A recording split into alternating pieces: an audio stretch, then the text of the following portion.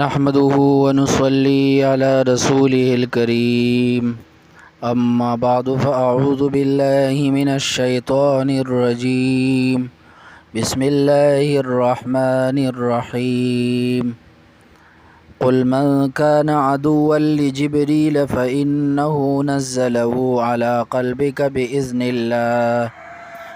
الله مصدقا لما بين يديه وهدى وبشرى للمؤمنين. سورة بقرة اول سپارہ 97 نمبر آیات. دینه مخکې آیاتونو مبارکو کې الله تبارک وتعالی د بنی اسرائیلو 15 قسمه حالات ذکر کړل. اوس په دې آیاتونو مبارکو نه دی خو د یهودو د بنی اسرائیلو د ایمان نه وروړلو د هغې بانې ذکر کی. یهود او د عبدالله ابن سوریا د هغې جماعت سکسان راغلی و نبی علیہ الصلوۃ والسلام خدمت کې هغې پیش شو او نبی علیہ الصلوۃ والسلام نه یو څو تپوسونه کړو. یو تپوس یې ترې نه دا کړو چې ما علامت النبی، د نبی علامت او نښه څه ده؟ نبی علیہ الصلوۃ والسلام ورته جواب کې او فرمایل چې ینام قلبه تنام عینه ولا ینام قلبه، چې د هغه سترګې وده کېږي خو زړه بیدار وي، زړه نه وده کېږي. بیا دویم تپوس یې وکړه چې ماشوم کله د مور مشابه وي کله د پلار مشابه وي، د دې څه وجه ده؟ کله ماشوم د مور په شانته شي، د مور په رنګه وي، کله د پلار په رنګه وي. نبی علیہ الصلوۃ والسلام ته فرمایل چې کله د مور او د منې اوبه هغه غالبي شي نو لہذا هغه وخت کې ماشوم د مور بشان وي، او چې کله د پلار اوبه غالبي شي نو په هغه وخت کې بیا ماشوم د پلار بشان وي. بیا تپوس وکړو یعقوب علیہ السلام کم یو څیز په ځان باندې حرام کړی؟ نبی علیہ الصلوۃ والسلام ته وفرمایل چې د اوښ غوښه یعقوب علیہ السلام په ځان باندې حرام کړې وه وغیره. داسې قسمه مختلفو تپوسونه د خلکو وکړل د یهودو، عبدالله ابن سوریا وغیره. دینه بعد دی نبی علیہ الصلوۃ والسلام ته ویلي چې دا داسې معلومات او داسې خبرې او داسې جوابونه تاسو د کوم ځای نه راکوئ؟ دا خبرې تاسو ته څوک وروړي؟ نبی علیہ الصلوۃ والسلام ته وفرمایه چې دا خو ماته د الله له طرفه جبرائیل علیہ السلام وحی راوړي د الله او هغه راځي. بس دی ورته ویې چې هغه خو زمونږ دشمن دی جبرائیل علیہ السلام، ځکه کله مونږ باندې چغې وهي، کله مونږ باندې مختلف قسمه عذابونه راولي. نو کچرې دا میکائیل علیہ السلام وی نو بیا به مونږ په تا باندې ایمان راوړو. میکائیل علیہ السلام زمونږ دوست دی، کله مونږ باندې چې دی بارانونه راوري، کله چې دی د رزق وغیره. نو داسې قسمه بهانې په دې آیت مبارکه کې ذکر کیږي او د هغې جواب ذکر کیږي. واتبعوا ما تتلو الشیاطین علی ملک سلیمان، په دې کې د دویم بهانې ذکر دی او د دویم حماقت ذکر دی. دی دا ویلو چې مونږ به په تا باندې ایمان راوړی وو خو ستا په کتاب کې یو دغه د سلیمان علیہ السلام ذکر دی او سلیمان علیہ السلام جادوګرو او جادو خو کفر دی، نو لہذا که دا ستا کتاب ټیک وی نو سلیمان علیہ السلام ذکر پکې ولې راغلی؟ نو دغه دویمې بهانې ذکر هم په دغه آیت مبارکه کې راځي او الله ته فرمایي چې وما کفر سلیمان، سلیمان علیہ الصلوۃ والسلام سحر او کفر نه دی کړی بلکې دا خو شیطانانو سحر او کفر کړی دی. نو په دغه آیت مبارکه کې بیا د دې دغه دویمې بهانې ذکر کی. قل ای پیغمبر علیہ السلام ته ورته ووایه د وحي په باره کې د یهودو چې کوم شبهه وه، من کان عدوا لجبریل، څوک چې دشمن دی د جبرائیل علیہ السلام نو د دې جزا څه ده؟ فهو عدو لوحی الله، او یا چې د محذوف جزا داره فلا انصاف له، هغه کې هیڅ انصاف نشته، هغه کې هیڅ انصاف نشته دی. نو فرمای من کان عدوا لجبریل، څوک چې دشمن دی د جبرائیل علیہ السلام نو لہذا هغه د الله د وحی دشمن دی. ځکه فانه نزله، ځکه چې دا راځي نازلی علی قلبک ستا په زړه باندې باذن الله، د الله په حکم سره، د الله په اجازت سره. جبرائیل علیہ السلام خو خپل نه راځي، خو د الله په حکم سره راځي. لہذا جبرائیل علیہ السلام د الله نماینده دی او د الله نماینده ته بد رد ویل د الله نماینده باره کې غلط عقیده ساتل دا سری لکه د الله باره کې نو الله فرمای دا خو زه نازلوم زما په حکم سره راځي دوی مصدقا لما بین یدیه تصدیق کوونکی د هغه څه چې دین وړاندې دي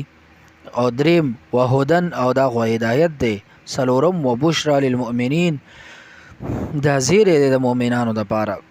من کان عدو لجبريل دا پنځم وجره من کان عدو لله سوک چې دشمن دی د الله او ملائکتی د الله د فرشتو د رسوله او د پیغمبرانو سوک چې د الله سره دشمنی کوي سوک چې د فرشتو سره دشمنی کوي سوک چې د رسولانو سره دشمنی کوي نو بیا الله سره الله په تخصیص سره د جبرائیل السلام او د میکائیل السلام ذکر کوي و جبريل و میکائیل سوک چې د جبرائیل السلام سره دشمنی کوي او د میکائیل السلام سره دشمنی کوي نو لہذا مفسرین فرمای فلا انصاف له یا دویم جزا دار فعداوته لا وجه لها د چې کوم د عداوت دی د دې هیڅ وجه نشته دی دا خو غلطه خبره او جلالین ولوی فلیموت غیظا څوک چې د الله د فرشتو د الله د رسولانو جبرائیل او میکائیل السلام سره دشمنی کوي نو دې په خپل غوسه کې مړ شي فإن الله بشک الله عدو للکافرین دشمن دی د کافرانو ځکه فإن لأن عداوة المحبوب عداوة المحب تفسیر الرحمن وی چې د محبوب سره دشمنی کول دا د محب سره دشمنی ده لہذا دی د الله چې کوم بندگان دي داغي دشمنی کوي د الله سره د الله د فرشتو سره د الله رسولانو سره جبرائیل علیہ السلام میکائیل علیہ السلام سره نو الله فرمایي الله دی دشمن دی بیا دی کې فيه وضع المظهر موضع المضمر عدو لهم بکارو ضمیر وړل بکارو د ضمیر په ځای باندې الله تبارک وتعالى اسم ظاهر ذکر کو د کافر فإن الله عدو للکافرین نو دا دلیل دی خبره دی چې د الله سره دشمنی د فرشتو سره دشمنی د رسولانو سره دشمنی دا سبب ګرځي د کفر په دې سره انسان کفر توزي جبريل زاد المسیر بګه 12 لغت لیکلي جبريل کې او د جبرائیل علیہ السلام کنیت او ابو الفتح عمدۃ القاری پاغي کې علامہ عینی رحمت الله علیه فرمای عمدۃ القاری پاغي کې فرمای معنی دا عبد الله عبد الرحمن اسرافیل معنی دا عبد الخالق میکائیل معنی دا عبد الرزاق اسرائیل معنی دا عبد الجبار نو الله تبارک وتعالى فرمایل چې د دې سره دشمنی کول د الله سره دشمنی ده او دا کافران دي ولقد انزلنا الیک آیات بینات دی ویلی چې ستاده داوه ده چې تاسو ته نبی اخر الزمانی لہذا په دې باندې څه دلیل دی الله تبارک وتعالى د آیت مبارکه نازل کو چې په نبی علیہ السلام په نبی اخر الزمان یا په نبوت باندې صرف دلیل نه بلکې ډیر زیات دلایل دي ولقد انزلنا مونږ نازل کړي الیک تا آیات بینات آیاتونه ښکارا ډیر نخي د نبی له صلوات والسلام په نبوت باندې دلالت کوونکی نخي هغه الله ډیر نازل کړي وما یکفر بها او انکار نه کوي د دینه الا الفاسقون مگر کامل فاسق هغه بر دینه انکار کوي د دومره نخي وپریدي او کفر وکي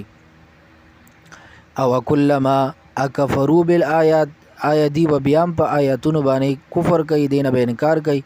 وکلما عاهدوا کلم چې وعده کې عهدن یو وعده نبذو فریق منهم نغرزی دی لره یو ډله بل اکثرهم لا یؤمنون بلکې اکثر دی کی ایمان نه وروړي ولما جاءهم دغه عهد شکنه د يهودو د عهد شکنه یو نمونه ذکر کوي ولما جاءهم رسول چکر راغی دی ته یو رسول من عند الله د الله طرفه نبی علیہ السلام عظیم الشان پیغمبر دی تر الله طرف راغی مصدق لما معهم داسې پیغمبر چې تصدیق کوون کړي دا هغه څه چې دي سره دي نو رمبه حماقت دار نبذ فریق او غرزول اغدلی من الذين كسانوا اوتوا الكتاب چې کتاب ورکړی شوی سه غرزول کتاب الله دا الله کتاب تورات وراء ظهورهم رسل خپل شاګانو کانهم لا يعلمون گویا کې دیته د دې علم نشته شاته غرزول دوه مطلب دي یو خدای چې شاته کې خودو ای غرزو ظاهری معنا، او یا دویم دا چې دی په هغې باندې عمل ونه کړ، عمل یې پرېښود. دواړه معنی کېدی شي. چې کله دی ته پیغمبر رسول راغی نو دی هغه کسان چې یهودیان دي دی خپل کتاب شاته غورځوي. واتبعوا ما تتلو الشیاطینو، دی تابعداري کړې ده د هغه څه ما تتلو الشیاطینو چې لوستل کوي شیطانان علی ملک سلیمان په ملک د بادشاهۍ د سلیمان علیه السلام. وما کفر سلیمان وما کفر ای وما سحر، سحر نو کړی سلیمان علیه السلام، ولکن الشیاطین کفروا، لیکن شیطانانو کفر کړو. دی د سلیمان علیه السلام طرف ته د کفر نسبت او د سحر نسبت ولې وکړو؟ مفسرین فرمایي چې دی د سلیمان علیه السلام ته د سحر نسبت ځکه وکړو چې سلیمان علیه السلام په وخت کې د سحر ډیر زیات چرچا وه او ډیر زیات شهرت و. نو سلیمان علیه السلام هغه سره چونکې الله تبارک وتعالی ورته جنات او دا ټول قبضه او قدرت کې ورکړي، نو هغه ټول دستاویزات دغه د سحر ټول کړو د خپل تخت د عرش د جګه کم تختو د بادشاهي تخت د هغې لاندې چې دی ښخ کړل. نو لہذا په دې سره هغه د هغه وخت کې د سحر مقابله کړې وه. او چې کله وفات شو نو شیطانانو سلیمان علیه السلام باره کې مشهوره کړه چې تاسو ته پته ده سلیمان علیه السلام هغه چې دی په دې ټوله دنیا باندې ولې څنګه جادو کو او د بادشاهي کوله. هغه ځکه بادشاهي کوله چې هغه جادو کو که یقین هم نه کي راشي د هغه د تخت لاندې د ځای کولو کې چې هغې کولو کړو هغه کاغذونه راووتل. په دې وجه باندې دی سلیمان علیه السلام ته د سحر نسبت وکړو، حالانکې سلیمان علیه السلام هغه د سحر د توړ دپاره هغه کړي و، هغه سحر یې ختمولو دپاره کړي چې یاره دا سحر ختم کړم او لاندې ښخ کړم په ځمکه کې چې دی بیا څوک سحر نه کوي. وما کفر وما سحر، سحر نو کړی سلیمان علیه السلام. د سحر ډیر اقسام دی مفتی شفیع سے معرف القرآن کې ذکر کړي دي او بعضې قسمونه داسې دي چې هغه انسان کفر ته وباسي، د کفر ذریعه ګرځي،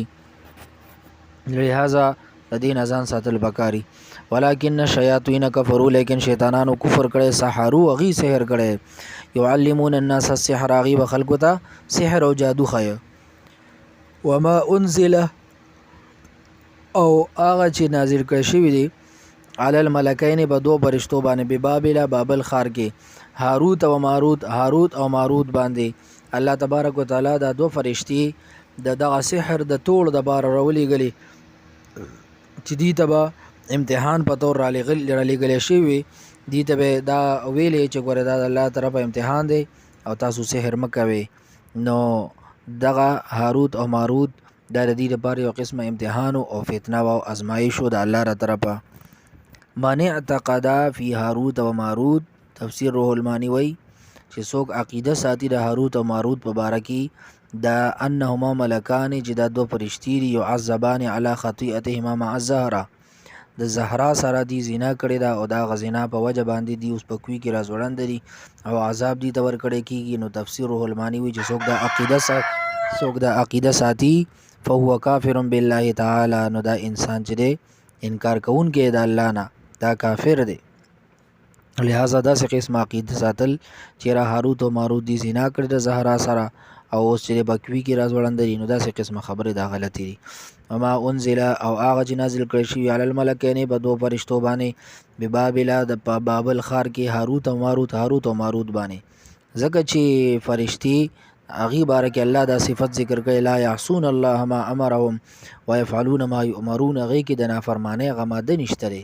د هغې د الله نافرماني کوي نه. نو دا لہذا فرشتو باره کې داسې قسمه غلط خبرې اسرائیلي روایات مشهورول او دغه غلطې خبرې کول دا صحیح نه دي. اما یعلمان دی خودل نه کول من احد هیڅ چاته خبر به نه ورکو حتی یقولا تر دې چې دی به ورته ویلې انما نحن فتنه، مونږ امتحان یو، فلا تکفر، لہذا تاسو کفر مه کوئ. دا الله را طرفه یو ازمایش یو امتحان یو، لہذا کفر او سحر تاسو مه کوئ. عبدالسلام بالی رحمت الله علیه د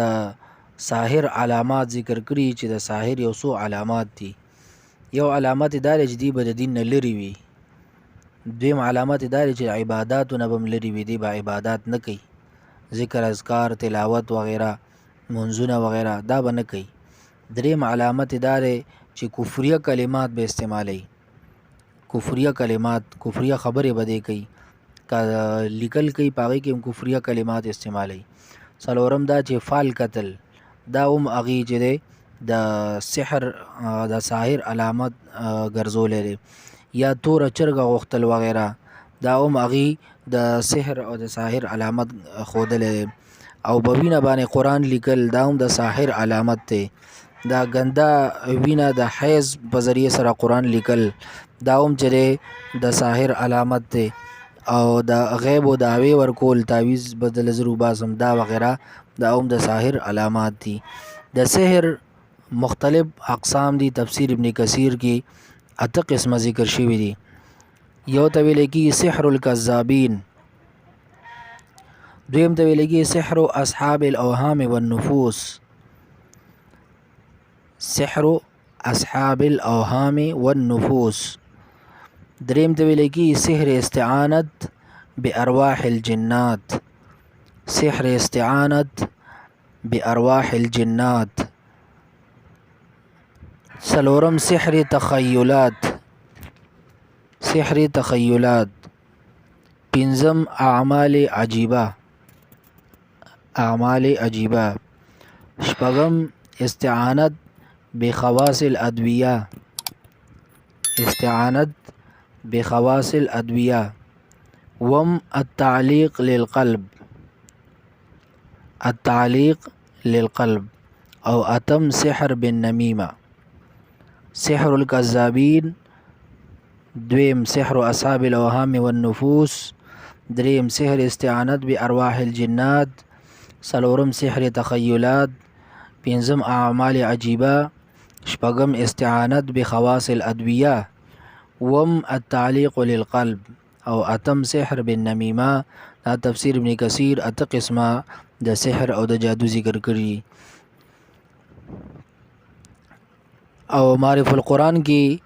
دا دعا ذکر کړې ده د یو صحابي چې هغه به دا ویله وي چې دا دعا ما نه وی ویلې نو د یهودو به زمانه جعلتني الحمار، زمانه به خر جوړ کړی. اعوذ بوجه الله العظیم الذي، اعوذ بوجه الله العظیم الذي ليس شيء اعظم منه، اعوذ بوجه الله العظیم الذي ليس شيء اعظم منه، وبكلمات الله التامات التي، وبكلمات الله التامات التي لا يجاوزهن بر ولا فاجر، وبكلمات الله التامات التي لا يجاوزهن بر ولا فاجر، وبأسماء الله الحسنى كلها، وبأسماء الله الحسنى كلها ما علمت منها وما لم أعلم، من شر ما خلق وبرأ وزرع، من شر ما خلق وبرأ وزرع، أعوذ بوجه الله العظيم الذي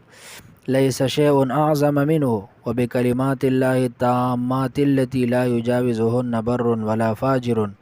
وبأسماء الله الحسنى كلها ما علمت منها وما لم أعلم، من شر ما خلق وبرأ وزرع. یا زاد دعاګانو اهتمام پکار دی، منزل اهتمام پکار دی. سارو ماښام سړی منزل تلاوت کوي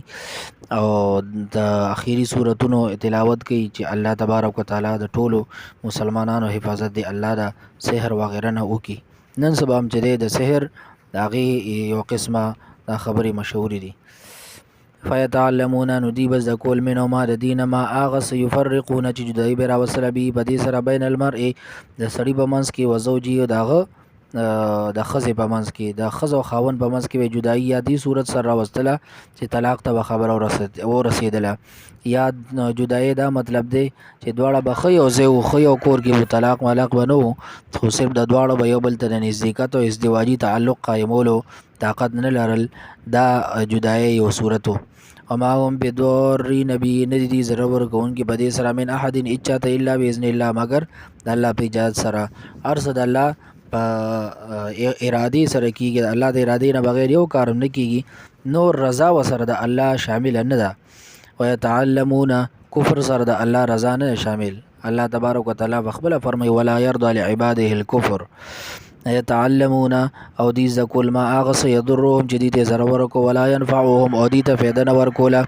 ولقد علموا او دي پیجندلیو لمن اشتراو چا چې دا واغ شمالونه به دغه د بار فی الاخرت په اخرت کې من خلاق صحیح ولا بئس ډیر بد ما اغس شرو به انفسهم باعوا به انفسهم دلته شرو د باعوا په معنی کې دي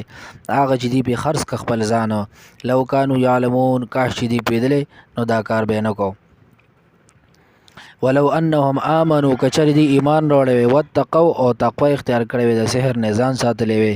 لمثوبه من عند الله خیر نو د الله تعالی طرفه ثواب دا ډیر زیات غوړ او لو کانوا یعلمون دی کاش چې دی پیدلې او دی دا کار نه کولې اوس د دینه بعد الله تبارک وتعالى د تشبوه بالیهود نه منع فرمایي او مؤمنانو ته یو قسمه تنبیه به ذکر کی صحابه چې دی راعنا لفظ غي ويو د يهودو نه چې ورید نو يهودو خو به د بد غرض بنیت باندې راعنا ويو او صحابه کرامو په خنیت باندې راعنا ويو چې مطلب مونږ تر انتظار وکي زموږ رعایت وکي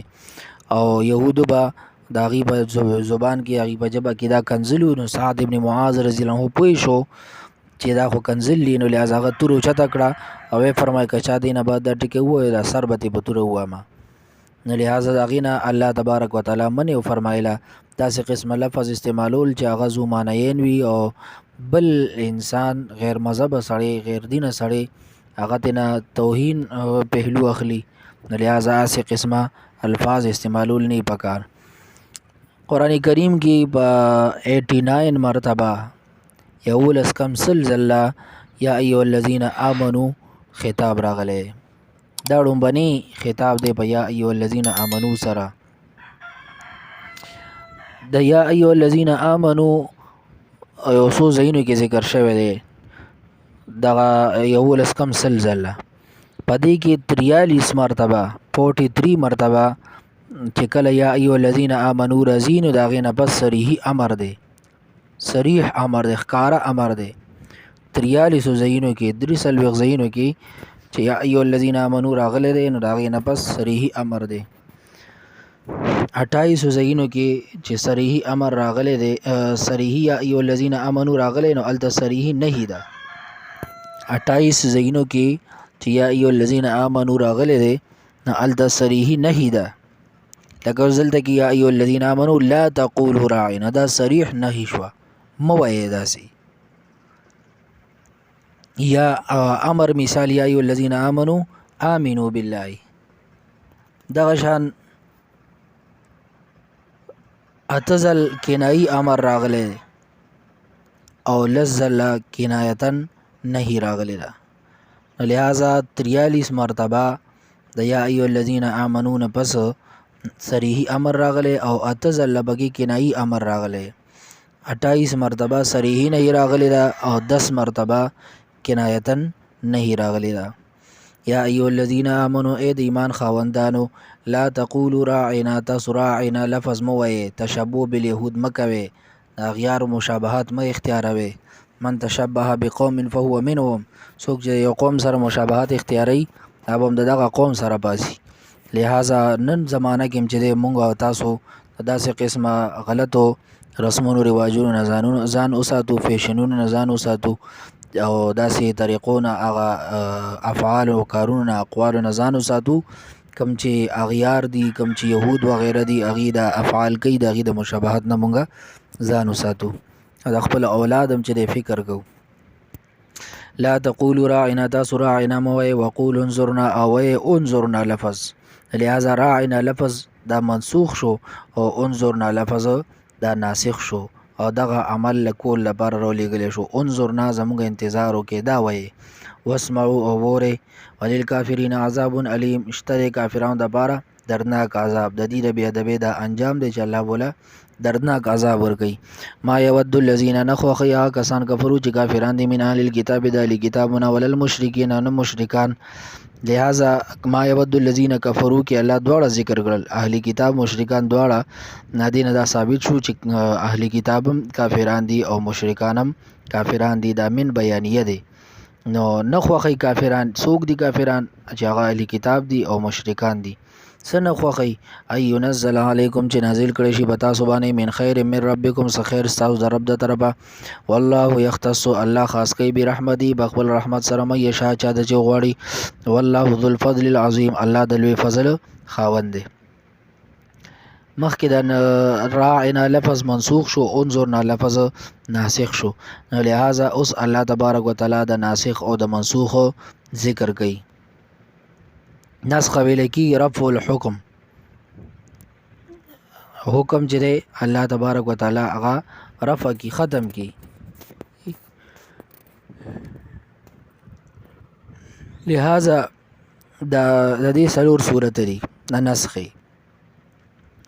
یو د نسخ الكتاب بالکتاب دویم د نسخ السنت بالسنه لومبی د نسخ الكتاب بالکتاب د قران کریم د آیات په آیات سره نسخه دویم د نسخ السنت بالسنه د سنت په سنت سره یعنی د حدیث په حدیث سره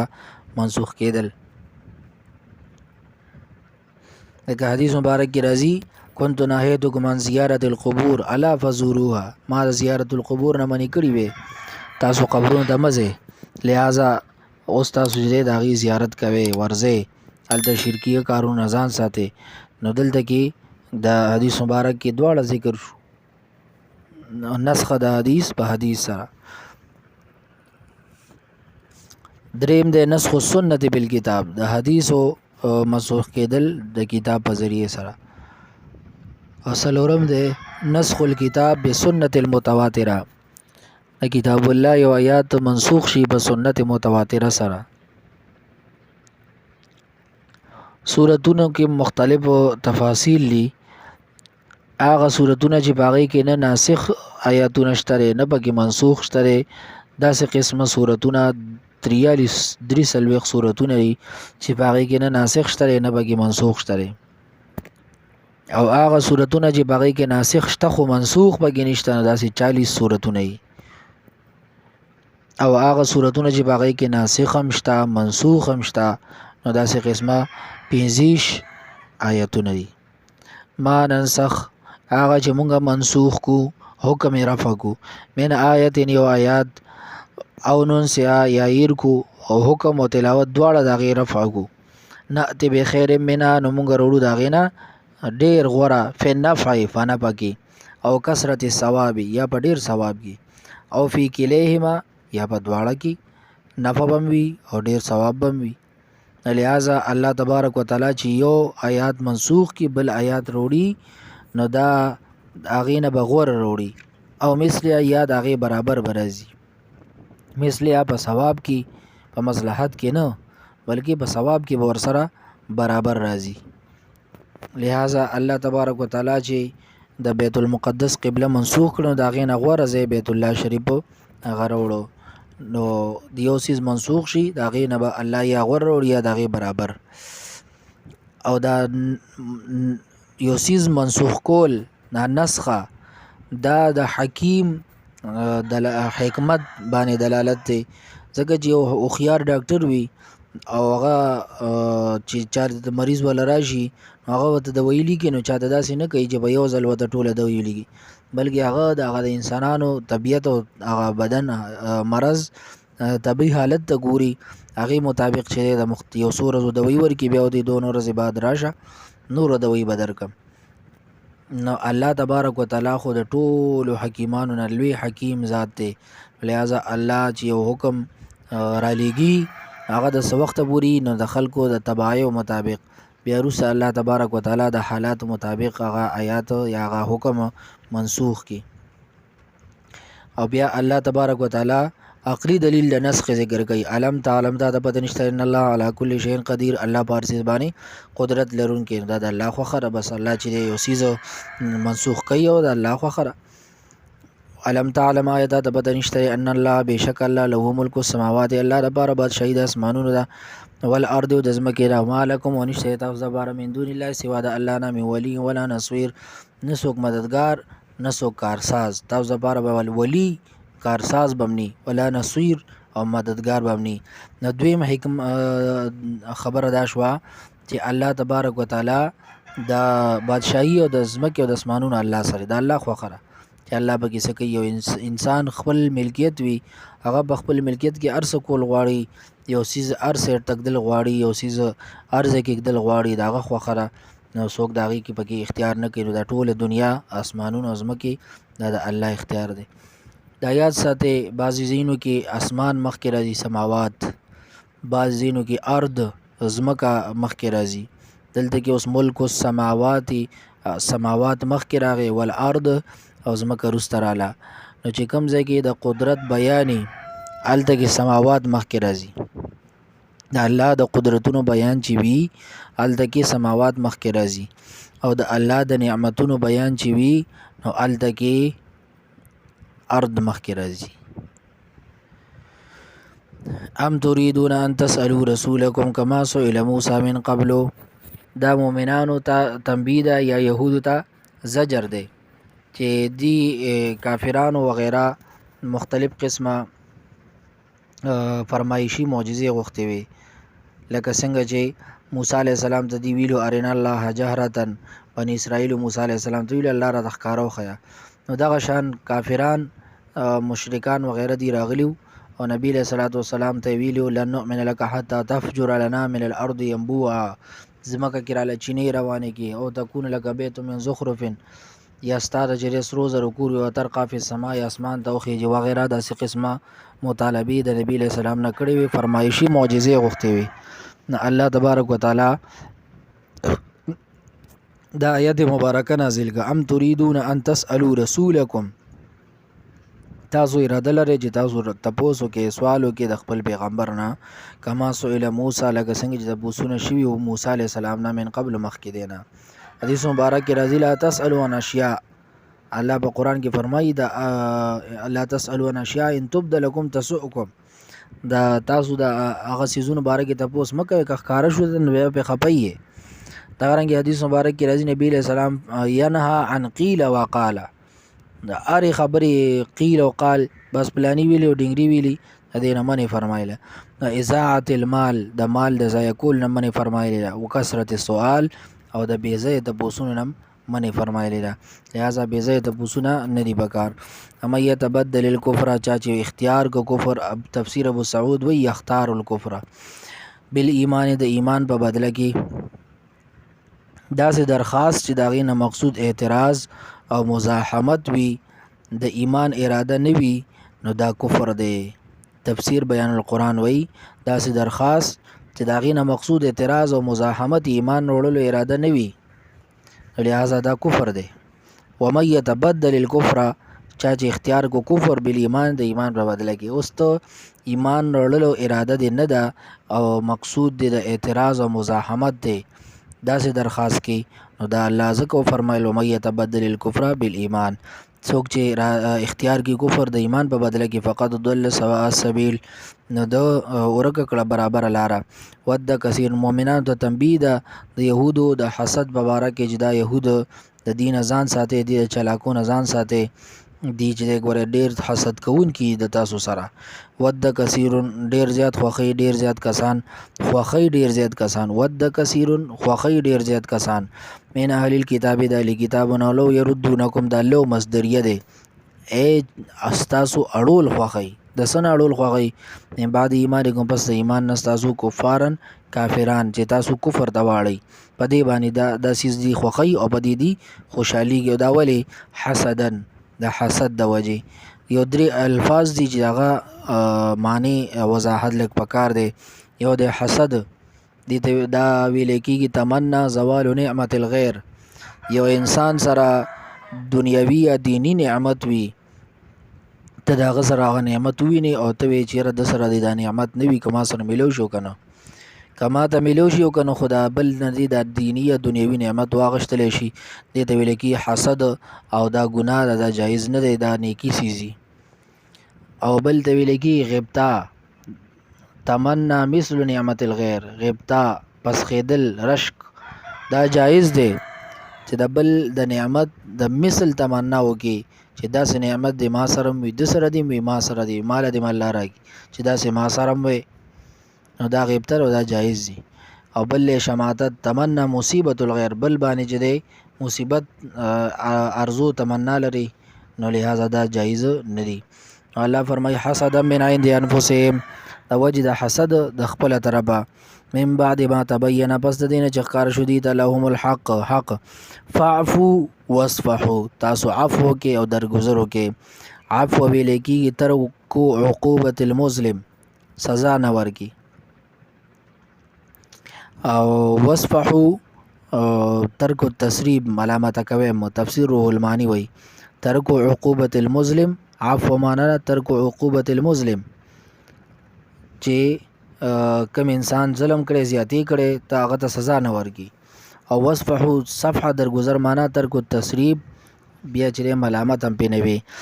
فاعفو واصفحو تاسو عفو کوئ درگذر کوئ